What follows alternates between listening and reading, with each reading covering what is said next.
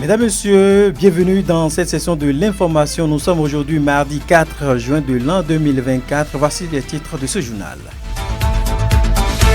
Encore quelques jours et les fidèles musulmans du monde entier vont célébrer la fête de l'Aïd el-Kébir, encore appelée fête de mouton, la Tabaski. Avant ce jour, il est souhaitable de s'acheter une bête à émouler le jour de la fête. Quelle est donc la tendance des prix des bêtes au niveau du marché à bétail sur place ici à Malanville, encore appelé marché Trois Coups?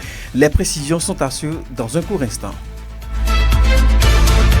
Dans le même temps, nous irons justement au niveau du marché international de Malanville pour prendre la tendance des prix au niveau des vendeurs d'haricots et d'oignons, ces denrées qui ont connu une hausse depuis un certain temps, notamment depuis la situation de fermeture de la frontière entre les deux pays. Les tendances, c'est dans ce journal. Et puis, après la tournée gouvernementale de reddition de comptes du ministre de l'Intérieur, de la Sécurité publique et sa délégation, qu'est-ce qui a pu changer, surtout suite à cette décision de l'interdiction de la sortie dans les villes des céréales? Les précisions, c'est dans ce journal, sans oublier à suivre le témoin d'un habitant de Kochi dans ce journal. La revue de presse nationale, ce sera à la boucle, une autre en soir. C'est là pour le sommet. Bonsoir, merci de nous suivre. Sota Midi Magazine, le point de l'actualité de la journée sur ta radio. Sota FM, c'est maintenant et tout de suite. Bienvenue à chacun et à tous. On ouvre ce journal par la bande Tabaski. À quelques jours de la fête de Tabaski, quelle est l'influence au niveau des marchés à bétail ici à Malanville? Une équipe de la rédaction de Sota FM est descendue sur le terrain et selon un revendeur de moutons rencontré au grand marché donc à bétail de Toarakou ici à Malanville, le marché s'anime très bien sans un grand souci. Et il faut noter que les prix des bêtes ont connu une baisse en ce qui concerne la vente. Nous reviendrons dans nos prochaines éditions, sinon peut-être en cours d'édition sur cet élément. Et puis, comme je voulais annoncer en titre, cette fois-ci, nous allons prendre la direction du marché international de Malanville. Le bras de fer entre le Bénin et le Niger avec l'interdiction du passage des personnes et des biens impacte plusieurs secteurs d'activité. C'est le cas, par exemple, du marché international de Malanville où tout est presque vide, pas d'affluence au niveau des étalages. Une équipe de la rédaction de Sota FM était donc au contact des actions, sinon des acteurs du marché. Donc, depuis le samedi passé, il ressort que ces derniers sont donc confrontés à d'énormes difficultés liées à la flambée de certains produits vivriers tels que le haricot. Suivez pour plus de précision ici Fossoulé. Lui, il est un revendeur d'haricots dans le marché international de Malanville. Actuellement, la frontière du Niger est fermée. Maintenant, nous avons eu l'occasion à ce que pour les frontières du Nigeria-Bénin, tout est ouvert. Même les Nigériens qui ont l'habitude d'amener les haricots ici via le pont Niger et Bénin, maintenant ils contournent au Nigeria pour pouvoir nous ramener ça. Si vous voyez actuellement sur le terrain, vous allez voir même il y a des déchargements qui sont là. Et c'est les haricots du Niger qu'on a passé par le Nigeria pour les ramener ici au Bénin. En passant par la région de Bininkabi à la frontière de Iloa, pour venir ici à Malanville. Le prix aujourd'hui sur le marché de Malanville est en train même de se doubler. C'est très cher aujourd'hui. Lorsqu'il n'y avait pas le contournage là, on vendait l'haricot ici à Malanville, les haricots du Niger, très très cher, c'était à 40 000 francs, 42 000 francs. Aujourd'hui, l'haricot est à 62 000. Le sac d'haricots du Niger, ici sur le marché de Malanville. C'est les mêmes choses, c'est les mêmes prix avec les vanzous, tels que vous appelez les petits pois. Tout est devenu cher avec le contournage là. Les Ghanéens qui viennent payer ici à Malanville et les Togolais qui viennent payer ne viennent plus maintenant parce que c'est devenu très cher. Maintenant, c'est les Béninois à l'intérieur du pays, tels que Cotonou, Parakou et dans d'autres régions du pays qui viennent ici à Malanville. Prendre celui qui a l'habitude de payer 10 sacs. Aujourd'hui, ne peut pas payer 5 sacs parce que c'est devenu cher. Les clients qui nous envoyaient de l'argent sans même leur arriver ici, aujourd'hui, tout est arrêté. Ici Fossoulé, revendeur du haricot dans le marché international de Malanville, profite de notre canal pour adresser un message à l'endroit des autorités des deux pays. Suivez plutôt. Lorsque les frontières n'étaient pas fermées, celui qui payait 20 sacs le capital qu'il amenait ici à Malanville pour payer les 20 sacs, aujourd'hui ce capital ne peut pas payer 10 sacs, que c'est très dangereux. Vraiment c'est un cas à revoir parce que comme on est habitué, c'est notre domaine, c'est à nous de voir comment nous allons essayer de réduire nos dépenses à nos niveaux parce que rien ne rentre. Nous sommes obligés de réduire nos dépenses, nous et nos collaborateurs, pour pouvoir maintenant survivre et voir comment on va essayer de traverser cette période. À l'endroit de nos autorités, ils n'ont qu'à voir, et je le répète encore, ils n'ont qu'à se voir à table ronde pour pouvoir soulager les difficultés que les populations vivent aujourd'hui entre les deux frontières, le Bénin et le Niger. Parce que vraiment, nous sommes en train de condamner nos hiérarchies. Parce qu'il semble qu'ils oublient ou bien ils négligent les peines aujourd'hui que les populations sont en train de vivre. Si vous voyez. Parce qu'on ne connaît pas Malanville et ces villes frontières qui sont tout près de la ville de Malanville. Cette manière, si on dit qu'aujourd'hui Malanville est dans cette situation, on ne peut pas croire. Il faut voir comment Malanville est devenu un désert. Rien ne circule, rien, aucune activité.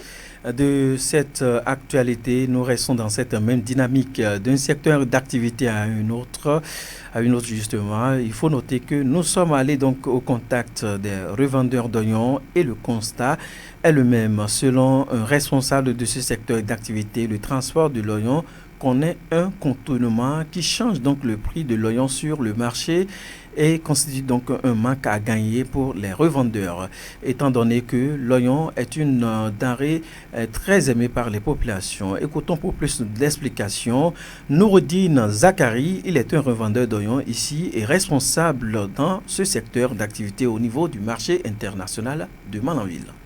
La semaine passée, sincèrement, l'oignon était à 22 000, 23 000. Mais cette semaine, l'oignon est venu jusqu'à 27 000, 28 000. Il y a un peu d'augmentation, quoi. Ils ont dit que de Nigeria, là où ils ont acheté l'oignon, que ça a augmenté de prix. Ils ont augmenté le prix du Nigeria et ils ont encore augmenté le prix du transport. C'est de là-bas, là où on achète l'oignon, là. Le prix d'achat là-bas a augmenté. Je souhaite que ça soit baissé.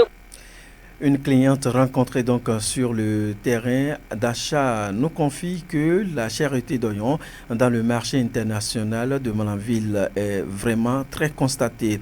Elle fait donc la comparaison entre le prix du sac d'oignons en semaine écoulée et en semaine actuelle. Je vous invite à la suivre. Depuis la fermeture des frontières, nous avons remarqué que pour faire entrer nos marchandises, c'est très compliqué qu'avant. Et ce n'est plus les mêmes modalités que nous subissons aujourd'hui. Parce que le temps que les frontières n'étaient pas fermées, quand on quitte là où on s'en va faire nos ravitaillements, c'est une journée au plus 2 jours, on est déjà à Malanville pour décharger et revendre. Mais aujourd'hui, comme les frontières sont fermées, on quitte au Niger, on doit passer par Nigeria. Du Nigeria avant de rentrer au Bénin. Ça fait que, comme tout le monde connaît que l'oignon c'est une denrée périssable, si le trajet est trop long, ça agit tellement sur nous parce que les marchandises commencent par se gâter. Et non seulement le fait que les marchandises se gâtent, quand nous venons ici à Malanville, du fait qu'on est allé contourner, ce n'est pas les mêmes tarifs que nous payons. Ça fait qu'il y a toujours des supplis. Et ces supplis-là, nous autres, on est obligés d'augmenter ça sur les marchandises. Et ça fait que les marchandises ont pris de prix. Dans le passé, l'oignon était dans les 15 à 20 000. Mais maintenant, comme c'est fermé, on s'en va contourner. C'est allé à 25 à 27, le gros sac. Ce revendeur d'oignons ici à Malanville, rencontré par une équipe de nos reporters, dit être mécontent de la situation qui prévaut entre le Bénin et le Niger. Donc, dans ce sens, il lance cet appel que voici à l'endroit des autorités des deux pays. Suivez plutôt. Nous souhaitons, jour et nuit, qu'on ouvre pour que les choses s'améliorent davantage. Il faut qu'il y ait d'entente. Le Niger et le Bénin sont appelés à coopérer ensemble, selon nous. Nous, on est des usagers. Si les autorités ne s'entendent pas, nous autres, ça va nous entraîner dans la boue parce que c'est nous qui subissons. C'est nous qui ramassons les pots cassés. C'est la raison pour laquelle nous voudrions, vous qui êtes sur les canaux, nous aider à de temps en temps amener nos messages pour que nos messages parviennent aux supérieurs, pour qu'ils sachent que vraiment on n'a pas du tout baissé les bras nous autres ici. Le peu qu'on a à faire pour que nos clients soient satisfaits, on est en train de faire de notre mieux. Nous souhaitons à ce que les autorités nous aident parce que ça ne va pas. Nous subissons tellement. Nos oignons se gâtent parce qu'on s'en va contourner du Nigeria avant de venir au Bénin. Et bien voilà, à l'instant, ce revendeur qui expliquait donc la situation qui prévaut au niveau du marché d'oignons en ce qui concerne la cherté et la hausse des prix au niveau des oignons. Mesdames, Messieurs, nous marquons juste une courte pause. On revient pour la suite de ce journal. Sota Info Midi, le point de l'actualité sur ta radio.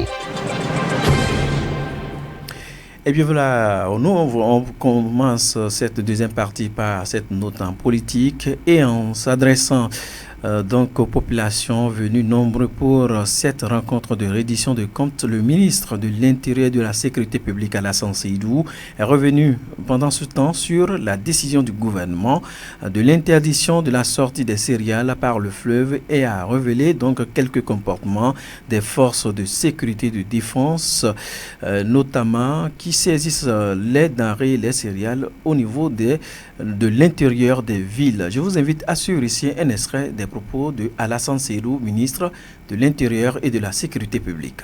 Le point relatif au comportement des agents de sécurité qui commencent par créer des ennuis aux populations qui circulent à l'intérieur du pays sous prétexte qu'elles sont de nationalité nigérienne, je crois que cette instruction n'a jamais été donnée par le gouvernement. Nous avons demandé que le contrôle soit fait à la frontière. Et nous avons une frontière naturelle qui ne trompe pas. C'est le fleuve Niger. C'est une frontière qui est naturelle. On ne peut pas se tromper. Ceux qui veulent aller dans le fleuve, vous arrêtez. Mais à l'intérieur du Bénin, tout doit circuler normalement. Sans distinction. Combien Les citoyens doivent circuler, les biens doivent circuler, mais ceux qui veulent traverser le fleuve, vous arrêtez. C'est l'instruction qui a été donnée. Et nous allons rencontrer les autorités, les responsables des forces de sécurité. Nous allons leur parler et leur rappeler l'instruction qui a été donnée par le gouvernement. Je crois que c'est bien entendu par les populations de Malanville. À l'instant, Seydou Alassane, ministre de l'Intérieur et de la Sécurité publique.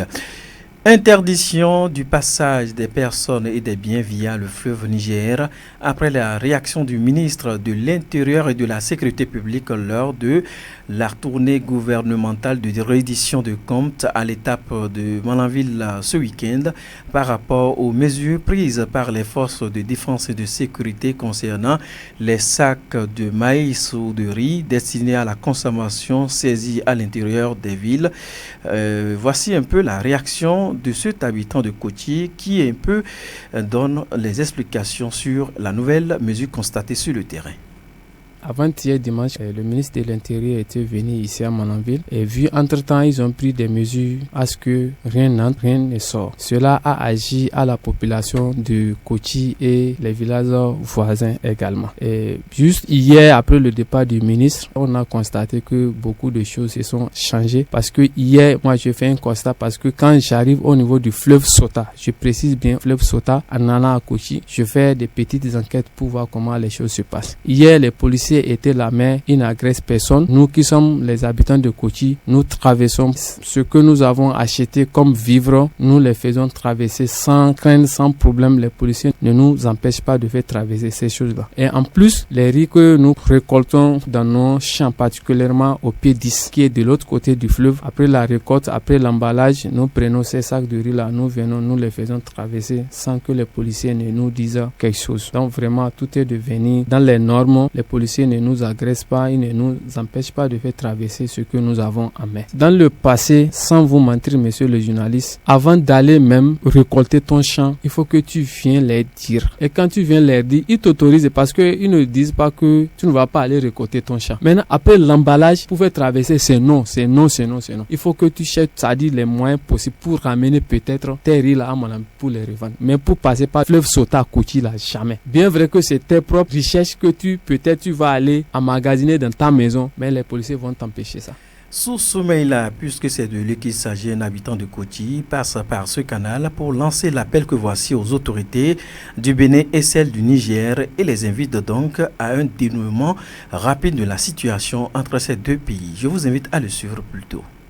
L'appel que j'ai à l'endroit des autorités bénino-nigériennes, il faut que ça aille dans les deux côtés. Nous qui sommes les populations innocentes qui souffraient, on a crié, on a pleuré. Le gouvernement béninois a compris que vraiment ça ne va pas. Il a compris et entendu le cri des cœurs de sa population. Il est venu, il a desserré quand même la situation aujourd'hui. Tout est allé dans les normes. Je souhaiterais que les autorités nigériennes aussi, à ce qu'ils entendent le cri des cœurs de la population nigérienne et aussi qu'ils facilitent la situation aux Nigériens pour que les deux gouvernements mettent la main dans la main pour que les frontières soient. Ceux qui ne respectent pas la loi que l'État a décrétée, il faut que ceux-là mettent en tête que tout ce que le gouvernement dit comme décision, c'est pour notre bien. Et lorsque ça dit le gouvernement donne des limites à ne pas franchir, quand tu franchis ça, vraiment tu vas tomber dans des pièges où ça dit on ne sait pas comment ça va tourner. Donc il faut que nous respectons ce que le gouvernement nous dit. C'est pas bon de faire ça dit ce qu'on nous a interdit. Ce n'est du tout pas bon. Je prends l'exemple d'un père de famille qui dit à ses enfants de ne pas aller à tel niveau, bien de ne pas faire ci, de ne pas faire ça. Et que ces enfants-là débordent, le père de famille-là va s'énerver, il va se mettre en colère, il va réagir autrement face à ses enfants. À l'instant, sous Soumela,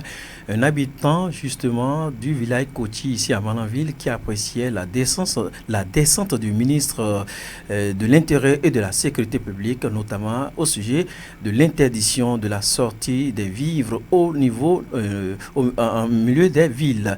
Maintenant, nous installons confortablement Ousmane Tinola. Ousmane, bonjour. Bonjour, Bruno Gakli. Oui, hors de nos frontières, cette fois-ci, nous sommes au Nigeria et puis vous nous dites que le Nigeria tourne au ralenti en raison d'une grève générale pour une hausse du salaire minimal. Effectivement, Bruno Gakli, au Nigeria, un bras de fer est engagé entre les syndicats et le gouvernement depuis des mois. Les négociations sont au point mort. En plus de la diminution des tarifs de l'électricité, les syndicats réclament un salaire minimum à 309 € alors que les autorités fédérales proposent de le passer de 18,50 à 37 €. En Afrique du Sud, cette fois-ci, l'ANC, les négociations ont commencé pour former une coalition.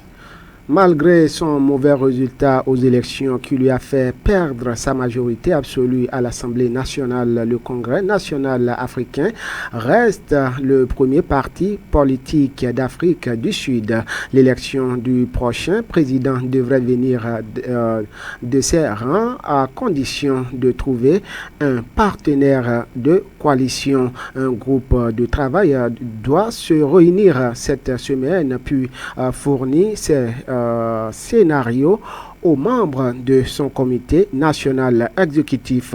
Nous sommes très unis, a réagi l'ANC alors que des mesures de division interne commençaient à circuler. Bruno Gakli. Merci à vous, Ousmane Tinola, pour ces informations hors de nos frontières. À présent, on dresse le tapis vert pour les nouvelles sportives.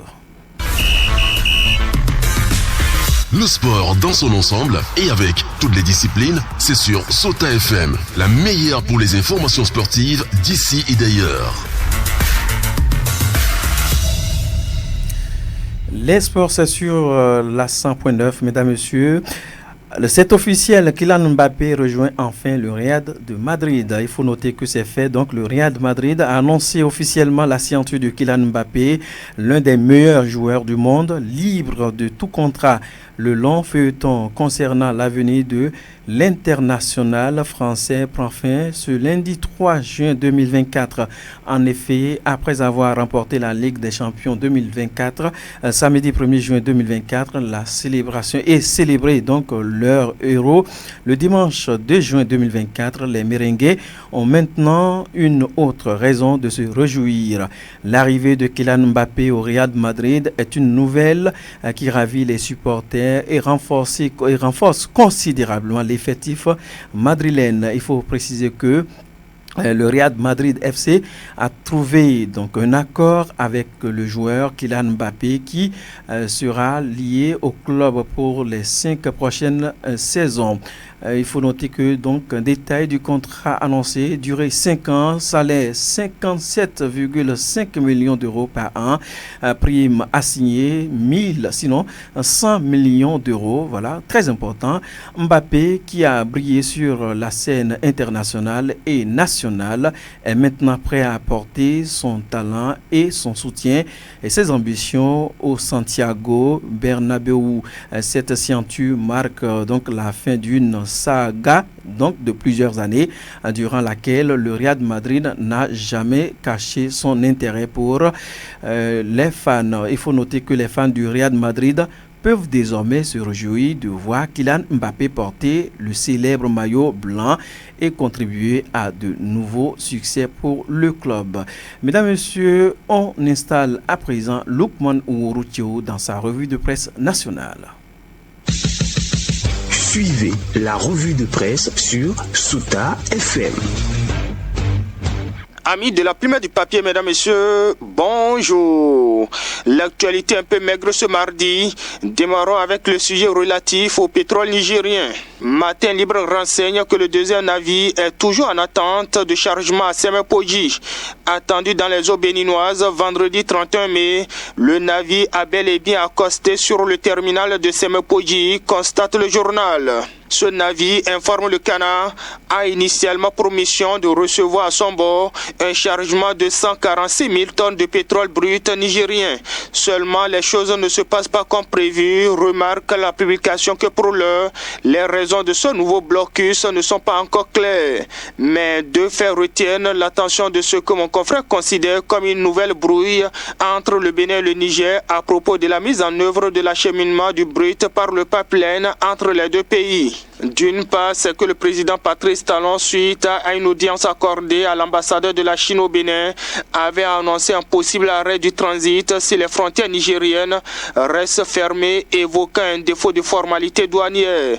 D'autre part, le premier ministre nigérien, dans une nouvelle sortie médiatique après cette intervention du président Patrice Talon, a relevé que des inspecteurs nigériens ont été chassés par la police béninoise de ce terminal où se déroule le chargement brut. L'un dans l'autre, cela sous-entend, dès du Matin Libre, que toutes les parties ne sont pas représentées pour faciliter le chargement de ces 146 000 tonnes de brut. Est-ce ce qui bloque l'opération? Reste suspicieux, mon confrère. Et en attendant qu'il n'ait de réponse à sa question, l'informateur pour sa part donne les nouvelles du sommet de l'État. Talon est à Paris, Talata en Corée du Sud, renseigne le journal. Si la vice-présidente prend part dès ce jour au sommet Corée du Sud-Afrique, le chef de l'État quant à lui se rend à la capitale française pour une énième fois, constate le Canada qui semble ignorer les raisons de ce voyage du chef de l'État béninois. Pendant ce temps, dans le reste, en politique, le pays émergent évoque l'activisme politique en vue des prochaines joutes électorales au Bénin. Boni Yayi, selon le journal, est l'animal politique qui donne de l'insomnie à Patrice Talon et ses partisans. Loin de la marina, mais proche du peuple depuis 8 ans, l'ancien président Boni Yayi a volé, d'après le quotidien, la vedette politique au président Patrice Talon. L'histoire d'amour entre le natif de Tchaourou et les populations béninoise ne s'explique pas. Mon confrère déduit que incontestablement Boni Yayi est très aimé par les Béninois. Par contre, observe le pays émergent, la rupture est en baisse de popularité. La tournée gouvernementale dite de reddition de comptes est perçue comme une trouvaille pour défendre l'échec du programme d'action du gouvernement. Avis contraire avec le matinal. Le journal constate plutôt de la pédagogie dans la démarche, car soutient la publication, la reddition de comptes reste, quoi qu'on dise, un exercice sacré sous le régime Talon. Si depuis son avènement au pouvoir, il a fait l'option de ne pas en faire un exercice à relent populiste, la reddition de comptes se fait à l'aide de nouveaux départs avec méthode et dextérité qui sied, même s'il n'est pas fréquent, trouve mon confrère. L'humain, la transparence et l'inclusion constituent des maîtres mots de la tournée, défend le journal. Et de la tournée à Ouida, ça grogne à la mairie de Ouida. Hier, lundi 3 juin 2024, rapporte Matin Libre, à la mairie de Ouida, l'ambiance n'était pas celle des beaux jours. Et pour cause, le personnel bandeau rouge au front a manifesté son mécontentement quant à la gestion faite des ressources humaines de la mairie par le directeur des affaires administratives et financières, informe le journal qui expose les motifs du mouvement d'humeur. Non-paiement des salaires du mois de mai 2024, non-paiement des primes depuis avril 2024, non prise en compte des sursalaires jusqu'à ce jour, coupure intempestive du courant électrique en dépit du groupe acquis il y a quelques mois et conservé comme une pièce de musée et l'infantilisation du personnel. Ce sont, dresse le journal, quelques motifs à la base du mouvement. Le DAF est accusé de piétiner sur les intérêts du personnel. Mais faux, il travaille à me faire échouer, rétorque Nassis Dagwetor, le DAF cité par le journal. Au dire de ces derniers, les primes de carburation dont il s'agit sont payées par trimestre. Étant donné que le DAF n'engage plus les dépenses, elles sont soumises au contrôleur financier basé à Tori. Pour ce qui est du courant électrique, le DAF affirme que c'est du ressort des services techniques, rapporte Matin Libre. Et donc pour lui, les manifestants travaillent pour le faire échouer. Et fraternité pour finir, le journal informe que dans la lutte contre le trafic des produits illicites, d'importantes saisies ont été opérées à Cotonou et Parakou. La police républicaine intensifie la lutte, salue le canard. Les détails à découvrir dans les colonnes du journal. Quant à nous, mesdames et messieurs, on s'arrête ici, dans l'espoir de nous retrouver demain pour un autre rendez-vous. Fin de cette revue. Merci de m'avoir suivi. À demain. C'était la revue de presse sur Sota FM.